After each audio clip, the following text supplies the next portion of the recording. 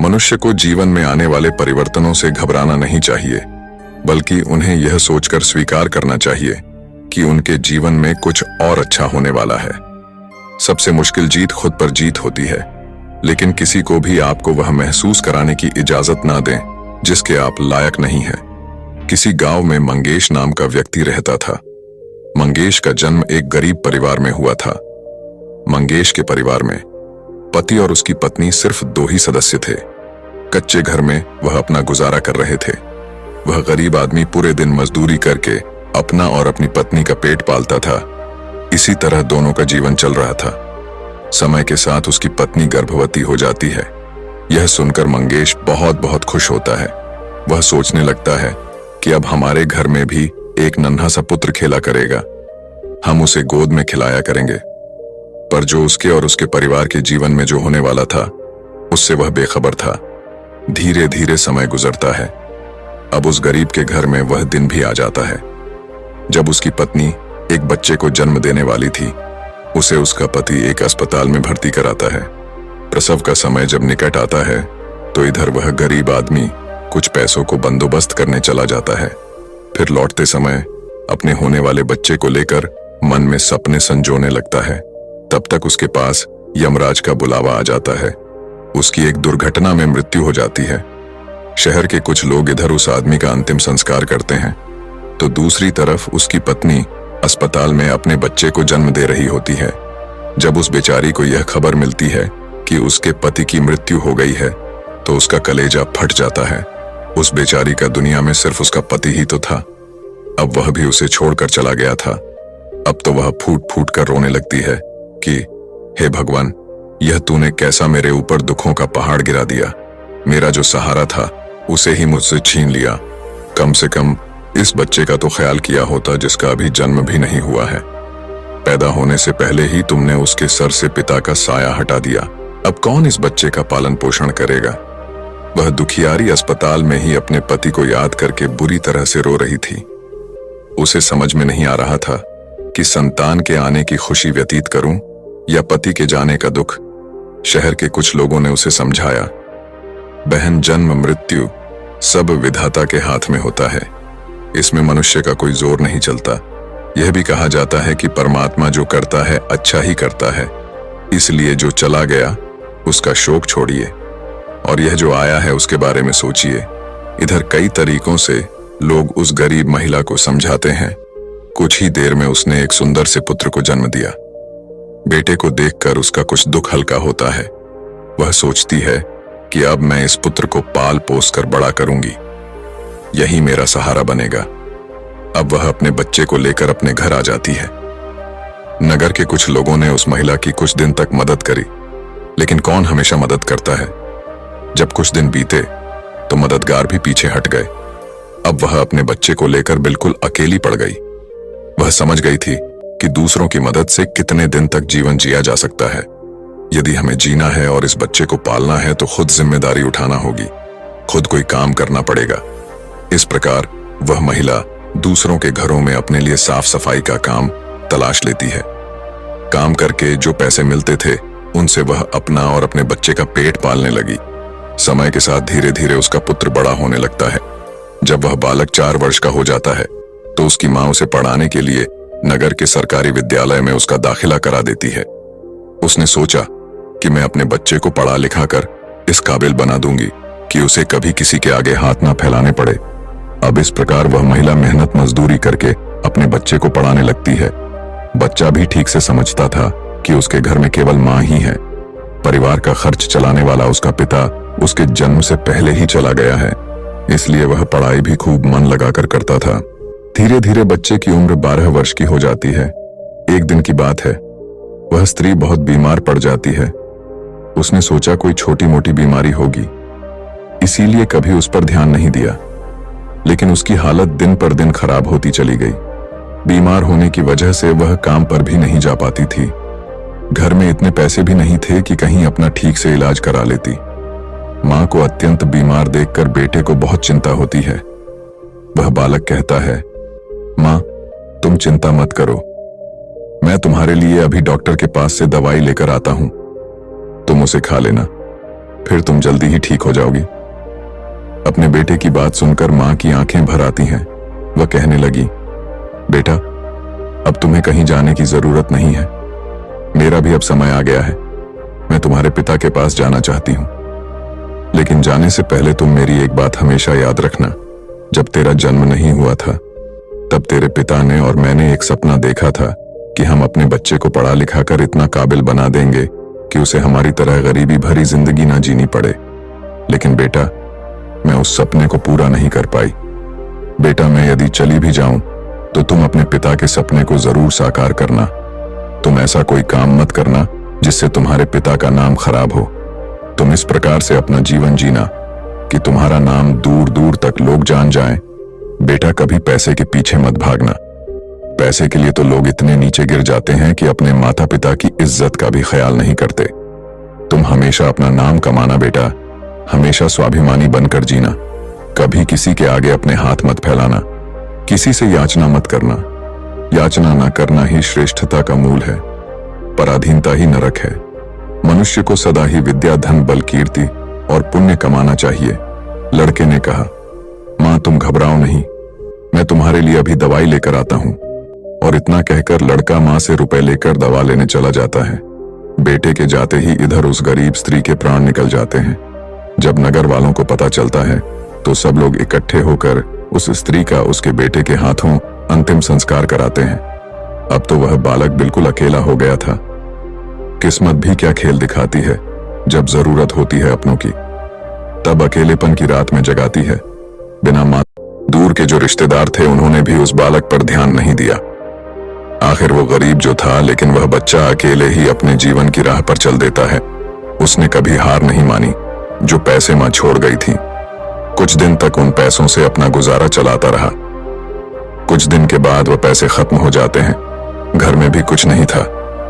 अब तो एक ही चारा था कि कुछ काम धंधा किया जाए, तभी भोजन की व्यवस्था होगी, तभी स्कूल की फीस भरी जाएगी।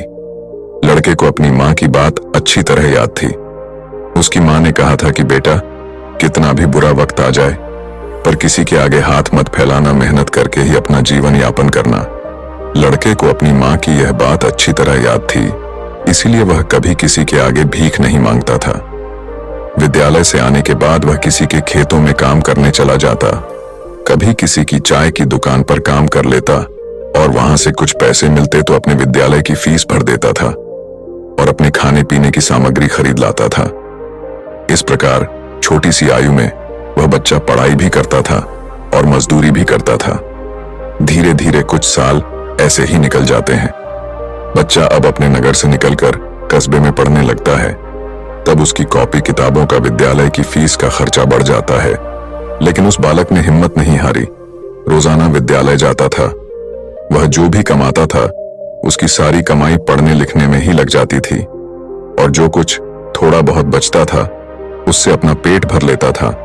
अगर वह कहीं कोई स्थायी काम करता तो उसकी पढ़ाई छूट जाती थी और पढ़ाई करता तो पेट भरने के लिए भी कुछ नहीं था। इसलिए साथ ही साथ वह दोनों काम करता था। विद्यालय से आकर वह इधर काम करने चला जाता था। एक दिन की बात है, वो बच्चा विद्यालय से पढ़कर घर वापस लौटा। फिर उसके बाद काम की तलाश में चला गया, लेकिन उस दिन उसे कोई काम नहीं मिला। पूरा दिन निकल गया। हारा थका शाम को घर आकर सो गया। आज कुछ काम नहीं मिला तो खाना कहां से खाता। जो पैसे थे उनसे वह पहले ही विद्यालय की फीस भर चुका था। उसकी स्थिति तो यह थी कि रोज कमाया रोज खाया। जब उस दिन उसे कोई काम नहीं मिला तो बेचारे को भूखे पेट रहना पड़ा। केवल पानी पीकर सो गए। अब सुबह भूखा ही विद्यालय चला जाता है और विद्यालय की छुट्टी के बाद जब घर आता है तो फिर किसी काम की तलाश में निकल पड़ता है। सोचता है कल नहीं मिला, लेकिन आज मुझे कोई ना कोई काम जरूर मिल जाएगा। लेकिन दुर्भाग्य ने उसका पीछा नहीं छोड़ा। उस दिन भी उसे कोई काम नहीं मिला। आज उसे फिर भूखा पेट सोना पड़ा। भूख अब उसे ज्यादा बेचैन कर रही थी। तो एक बार को उसके दिमाग में आता है कि भूखे पेट तो पड़ा भी नहीं जाता। अब तो मैं किसी से कुछ मांग कर खा लेता हूं, पर मां ने मरते वक्त उससे कहा था कि बेटा, कभी भीख मांगकर मत खाना, हमेशा कमाकर खाना। लड़का भी बड़ा स्वाभिमानी था। किसी से मांगने की उसकी हिम्मत नहीं हुई। सोचता था चाहे कुछ भी हो जाए, पर भीख मांग करके नहीं खाऊंगा। अगर मैंने भीख मांगना शुरू कर दिया तो लोग मुझे भिखारी कहने लगेंगे। भगवान ने पेट दिया है तो कहीं ना कहीं से इसके लिए भोजन भी देगा। अब लड़का उस दिन भी भूखा रहता है। सुबह जब सोकर उठता है तो भूख के मारे चक्कर आने लगते हैं। अभी उसकी उम्र ही कितनी थी, भूख की मार वह कैसे सह सकता था। कुछ बड़ा होता तो 2-4 दिन काट भी लेता। अब आज वह विद्यालय भी नहीं गया। सोचा आज मैं सुबह से ही काम पर जाता हूं, काम मिल जाएगा तो भोजन कर लूंगा, फिर अगले दिन के लिए तैयार हो जाऊंगा। अब तो काम की तलाश में वह इधर उधर भटकता है। उसकी आंखों के सामने ने अंधेरा छा रहा था। अब तो उससे चला भी नहीं जा रहा था।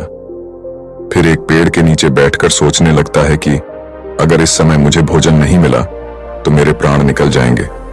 मुझे कुछ ना कुछ तो करना ही पड़ेगा। अब एक बार फिर से उसके मन में भीख मांगने का विचार आता है, लेकिन उसकी अंतरात्मा फिर मना कर देती है कि तू गरीब है, भिखारी नहीं, भीख मांगेगा तो फिर भीख मांगने की आदत पड़ जाएगी और तू भिखारी बन जाएगा। काफी देर तक लड़का इन्हीं प्रश्नों में उलझा रहता है। फिर उसके दिमाग में आया कि भीख मांगना अलग बात है और मदद मांगना अलग बात है। मैं किसी से भीख नहीं मांगूंगा, पर मदद तो मांग सकता हूं। भीख मांगना तो वह है जो मांगकर फिर लौटाया नहीं जाता, पर मदद मांगना वह है जो आप कभी भी लौटा सकते हो। लड़के ने सोचा कि मैं आज किसी से मदद मांग लेता हूं, जब मुझे काम मिल जाएगा तो मैं लौटा दूंगा। अब लड़का वहां से चलता है तो उसे नगर के बाहर एक बड़ा सा घर दिखाई देता है। लड़का उस द्वार पर जाकर द्वार को खटखटा है। तब घर के अंदर से एक महिला निकलती है। महिला ने द्वार पर देखा कि एक 10-11 वर्ष का बड़ा ही उदास सा मासूम सा लड़का खड़ा है। पहले तो वह महिला उस लड़के से पूछती है कि बेटा तुमने दरवाजा क्यों बजाया, क्या कुछ काम है? लड़का दोनों हाथ जोड़कर कहता है, माँ जी मैंने दोपहर के समय आपको तकलीफ दी, इसके लिए क्षमा चाहता हूँ। तब वह महिला पूछती है, बेटा क्या तुम्हें कुछ चाहिए? मैं तुम्हारी क्या मदद कर सकती हूँ? वह महिला भी एक बच्चे की माँ थी, इसलिए ममता का भाव उसके शब्दों में था। उस महिला के पूछने पर एक बार तो लड़के के मन में यह आया कि चलो इन माँ जी से मैं कह ही देता हूँ कि मैं 2-3 दिन से भूखा हूँ और भोजन न मिलने के कारण बहुत परेशान हूँ। लेकिन उसके स्वाभिमान ने उसे रोक लिया और वह भोजन की जगह पानी मांग बैठा। कहने लगा, माँ जी मुझे बहुत जोर की प्यास लगी थी, इसीलिए दरवाजा खटखटाया था। क्या एक गिलास पानी मिल सकता है? लेकिन वह महिला बहुत समझदार थी। उसने जब लड़के को देखा तो वह समझ गई कि बालक बहुत भूखा है। वह कहती है, बेटा तुम थोड़ी देर रुको, मैं तुम्हारे लिए पानी लेकर आती हूँ। वह महिला घर के अंदर जाती है और अपनी रसोई से एक गिलास दूध और कुछ लड्डू लेकर द्वार पर आती है और दूध से भरा गिलास उस लड़के को दे देती है। लड़के ने जब गिलास पकड़ा तो उसमें दूध था। दूध को देखकर लड़का खुश हो जाता है। लड़का मन ही मन उस माँ को दुआएं देने लगता है। महिला ने उसे पहले लड्डू खाने को दिए और कहा, बेटा दूध गर्म है, तुम पहले लड्डू खा लो, जब दूध ठंडा हो जाए तब पी लेना। लड़का जब उस महिला को देखता है तो उसे ऐसा लगता है जैसे उसकी ही माँ उसे यह दूध पीने को दे रही है। मन ही मन सोचता है, कितनी अच्छी माँ है, मैंने एक गिलास पानी मांगा था और यह दूध ले आई। उसने समझ लिया कि मैं भूखा हूं। लड़का आराम से बैठकर लड्डू खाता है और दूध पीता है। तब वह स्त्री कहती है, बेटा क्या तुम्हें और कुछ चाहिए? लड़का सोचने लगता है कि इस दूध के बदले में मैं इस माता को क्या दे सकता हूं। मेरे पास तो कुछ भी नहीं है। दूध पीने के बाद लड़का कहता है, माँ जी मैंने आपसे पानी मांगा और आपने मुझे दूध पिलाया, इसके बदले में मैं आपको क्या दे सकता हूँ? महिला ने कहा, बेटे मैंने तुम्हें दूध इसलिए नहीं पिलाया है ताकि तुमसे बदले में कुछ ले सकूं। महिला कहने लगी, बेटा तुम्हारा चेहरा देखकर लग रहा था कि तुम बहुत भूखे हो, तो मैंने सोचा कि पानी की जगह दूध ही पिला देती हूं, इसलिए मैं तुम्हारे लिए दूध ले आई। लड़के ने फिर कहा, नहीं माँ जी, आप इसके बदले में मुझसे जरूर कुछ मांगिए, मैं आपको अपनी हैसियत के हिसाब से कुछ जरूर दूंगा। लड़के की बात सुनकर महिला सोचती है, यह लड़का बड़ा स्वाभिमानी है।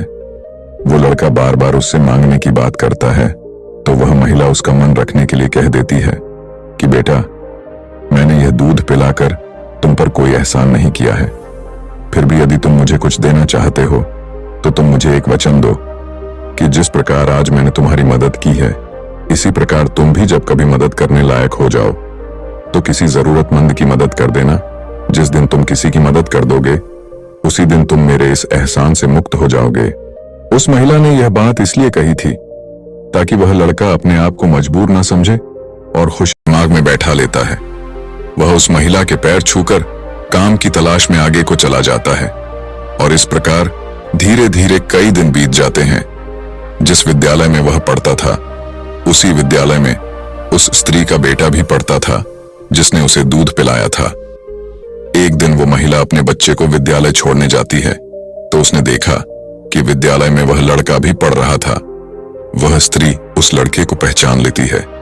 उसने विद्यालय के मास्टर जी से जाकर पूछा कि वह बालक कौन है, तो मास्टर जी ने उसे बताया कि उस बालक का नाम संकेत है और वह बिना माता पिता का बेटा है। छोटी सी आयु में ही उसके दोनों माता पिता गुजर गए थे। यह जानकर उस महिला को बड़ा दुख होता है। सोचती है, जब इसके माँ बाप नहीं है तो फिर इसकी पढ़ाई का खर्च कौन उठाता है। तब विद्यालय के बड़े मास्टर बताते हैं, बहन जी, संकेत बहुत ही अच्छा बच्चा है। वह अपनी पढ़ाई का खर्च खुद उठाता है और पढ़ने में भी बड़ा तेज है। वह मेहनत मजदूरी करता है और तब जाकर विद्यालय की फीस भरता है। जब कभी वह विद्यालय नहीं आता है और अपनी फीस भी समय पर नहीं दे पाता है तो हम लोग उस पर ज्यादा दबाव नहीं बनाते। जब उस स्त्री को संकेत की स्थिति का पता चलता है तो वह करुणा से भर जाती है। उसका मन करता है कि मैं उस बालक की कुछ मदद करूं जिसका कोई नहीं होता। ऐसे ही लोगों की मदद तो करनी चाहिए, तभी भगवान प्रसन्न होते हैं। जिसका कोई नहीं है वह भगवान का है और जरूरतमंद की मदद करने का अर्थ है कि आपने भगवान को प्रसन्न कर दिया। महिला ने सोचा, ये लड़का मुझसे पैसे तो लेगा नहीं क्योंकि यह बड़ा स्वाभिमानी बालक है। तब उस महिला ने बड़े मास्टर जी से कहा, श्रीमान जी, अगर मैं इस बालक की फीस भर दिया करूं तो आपको कोई आपत्ति तो नहीं है। मास्टर ने कहा, बहन जी, आपकी सोच अच्छी है, आप उसकी फीस भरें तो मुझे तो कोई आपत्ति नहीं होगी, लेकिन संकेत इस बात के लिए तैयार नहीं होगा। तब वह महिला कहती है, मास्टर जी, मैं उस बच्चे की मदद करना चाहती हूं। आप किसी तरह से संकेत को समझा देना, उससे कह देना कि आपकी स्थिति को देखते हुए सरकार ने आपकी फीस माफ कर दी है, तुम्हें फीस भरने की कोई जरूरत नहीं है। मास्टर जी भी इस बात से सहमत हो जाते हैं। वह महिला संकेत की पूरे वर्ष की फीस भर के अपने घर चली जाती है। इस तरह वह हर वर्ष उसके पूरे साल की फीस जमा कर दिया करती थी ताकि संकेत सिर्फ मन लगाकर पढ़ सके। अब तो संकेत पूरा मन लगाकर पढ़ता था और अपने खाने पीने के लिए किसी दुकान पर काम कर लेता था। दोस्तों, डूबते को तिनके का सहारा ही बहुत होता है। उस महिला के थोड़े से प्रयास से संकेत की अच्छी खासी मदद हो गई। वह अब खूब मन लगा करके पढ़ता था। इसी तरह कुछ वर्ष और बीत गए। अब आगे की पढ़ाई करने के लिए संकेत को शहर में जाना पड़ा। सोचा, शहर में रहकर मैं कोई छोटी मोटी नौकरी कर लूंगा और अपनी पढ़ाई भी करता रहूंगा। इस बात का पता उस महिला को तब चलता है जब वह उसकी फीस लेने के लिए विद्यालय में जाती है। वह महिला जब संकेत की फीस जमा करती है तो मास्टर जी बताते हैं, बहन जी, संकेत तो आगे की पढ़ाई करने शहर चला गया है, अब आपको उसकी फीस जमा करने की कोई जरूरत नहीं है। उस महिला ने जब यह सुना तो सोचने लगी, कोई बात नहीं, भगवान ने मुझे उसकी मदद करने का इतना ही समय दिया होगा।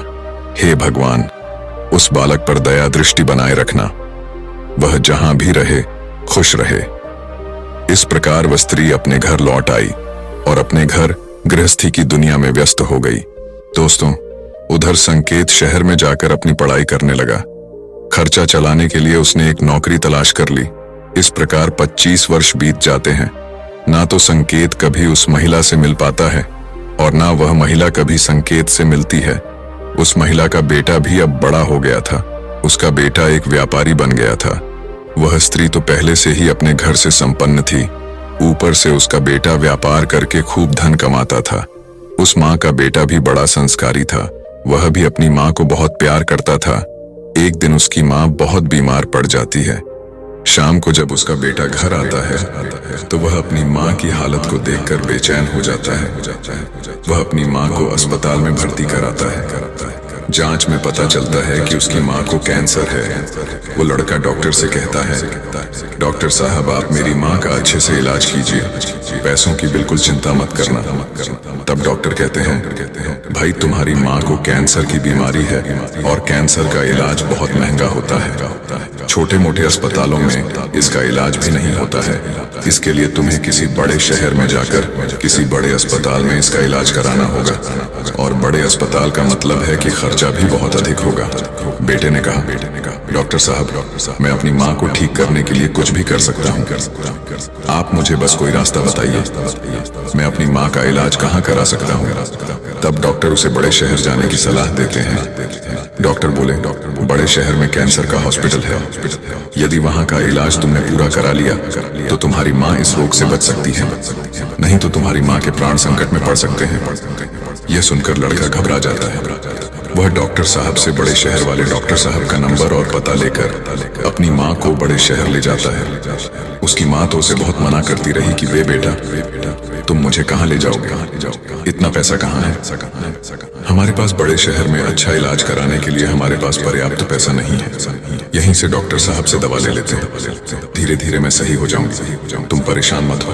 तब लड़का बोला, माँ इस दुनिया में एक तुम ही तो हो, जिसके होने से मुझे कभी अकेलापन महसूस नहीं होता, कभी मुझे किसी बात की चिंता नहीं होती, इसीलिए कुछ भी हो जाए मैं तुम्हें इस बीमारी से मरने नहीं दूंगा। धन का क्या है, खत्म हो गया तो फिर कमा लेंगे, लेकिन माँ तो फिर नहीं मिल सकती। इस प्रकार लड़का अपनी माँ को बड़े शहर लेकर जाता है। जिस डॉक्टर से उसकी माँ का इलाज होना था वह डॉक्टर साहब उस समय अस्पताल में नहीं थे, वह किसी मरीज को देखने के लिए विदेश गए थे। अस्पताल के कर्मचारी ने बताया कि डॉक्टर साहब कल आएंगे, तब तक आप अपनी माँ को अस्पताल में भर्ती करा दो। लड़के ने बिना देर किए अपनी माँ को भर्ती करा दिया और डॉक्टर साहब के आने का इंतजार करने लगता है। अगले दिन जब डॉक्टर साहब आते हैं तो वह लड़का अपनी माँ की हालत डॉक्टर साहब को बताता है।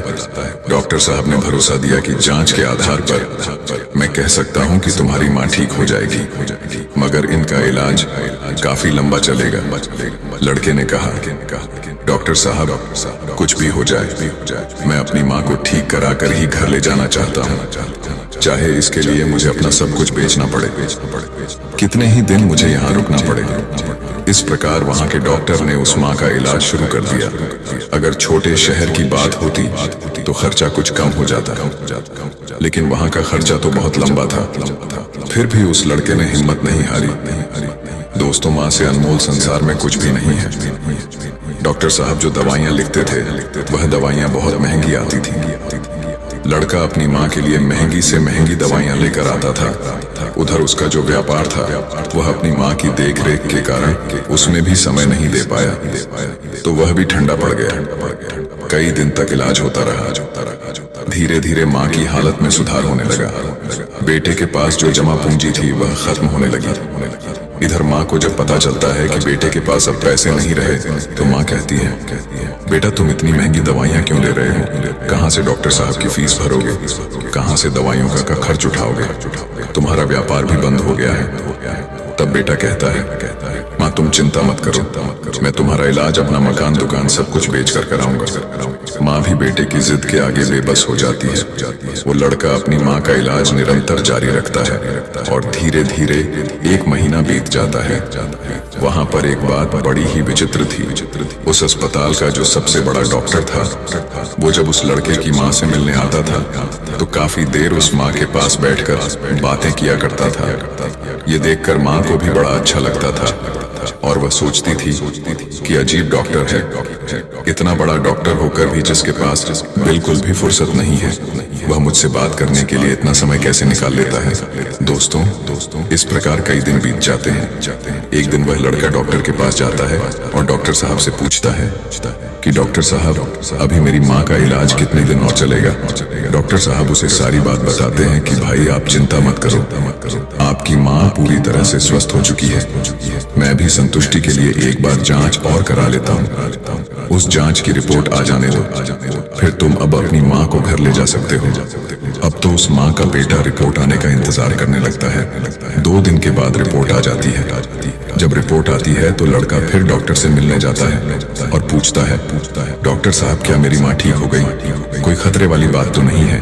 तब डॉक्टर साहब कहते हैं, भाई चिंता मत करो, रिपोर्ट अच्छी आई है, तुम्हारी माँ पूरी तरह से ठीक हो गई है, अब आप इन्हें अपने घर ले जा सकते हो।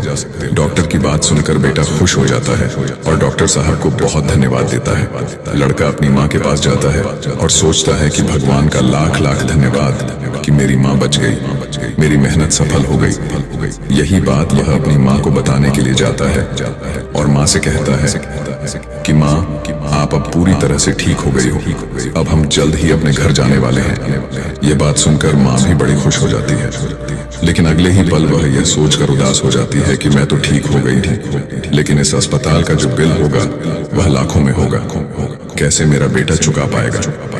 इतनी मोटी रकम की व्यवस्था वह कहां से करेगा?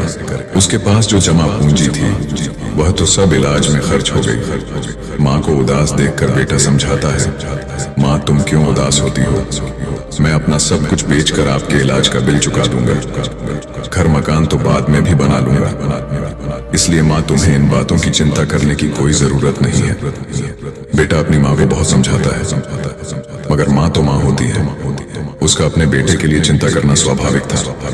माँ सोचने लगती है कि मेरा बेटा यदि सब कुछ बेच देगा तो फिर वह आगे अपना जीवन कैसे चलाएगा, इसके भविष्य का क्या होगा? वो माँ रात भर यही सोचती रही। चिंता करते करते माँ और बेटा दोनों की रात निकल गई।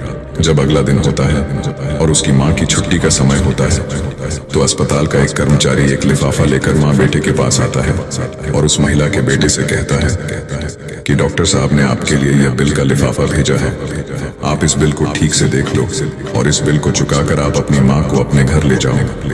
बिल का लिफाफा देकर वह अस्पताल का कर्मचारी तो चला गया। अब वह लड़का उस बिल के लिफाफे को हथन में लिए हुए सोचता है कि पता नहीं कितना बिल आया होगा।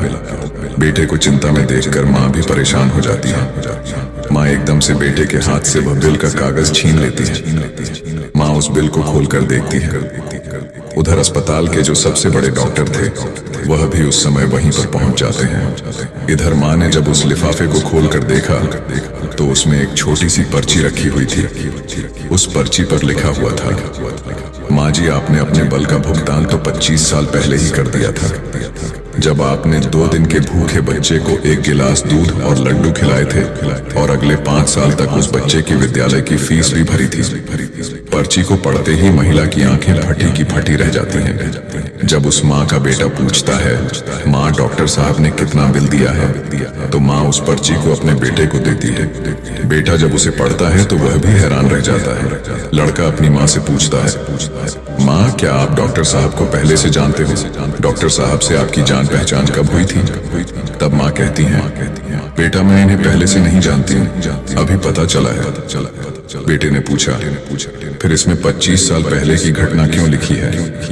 तब माँ कहती है, बेटा 25 साल पहले जब तुम बहुत छोटे थे तब तुम्हारी उम्र का एक छोटा सा लड़का भरी दोपहरी में हमारे घर के द्वार पर आया था। वह भूखा प्यासा था। उसने मुझसे 1 गिलास पानी मांगा था। मैंने बच्चे को देखा तो मैं समझ गई कि वह भूखा है, इसीलिए दूध और लड्डू लाकर मैंने उसे खाने को दे दिए। वह कई दिनों से भूखा था। उसने दूध तो पी लिया, पर वह मुझसे कहने लगा कि माँ तुम्हारा यह ऋण मैं कैसे चुका पाऊंगा। तो मैंने उसका मन समझाने के लिए कह दिया था कि जब तुम बड़े हो जाओ, मदद करने लायक हो जाओ, तो तुम भी किसी जरूरतमंद की मदद कर देना। मुझे क्या पता था कि वही लड़का जिसे मैंने 1 गिलास दूध पिलाया था वह 25 साल बाद इतना बड़ा डॉक्टर बनकर मेरी मदद करेगा। लोग तो आज लेकर कल को भूल जाते हैं, लेकिन उस बच्चे ने मेरा वह आर्ण अभी तक याद रखा है। मैं इस बात को सोचकर बड़ी हैरान हूँ कि डॉक्टर साहब ही वह बच्चा है। इधर माँ बेटे आपस में बातचीत कर रहे थे, उधर वह डॉक्टर साहब उनके पीछे खड़े होकर उनकी बातें सुन रहे थे। उनकी आंखों में आंसू थे और बचपन का वह समय उन्हें याद आ गया जब वह भूखे प्यास से उस माँ के द्वार पर पहुंचे थे।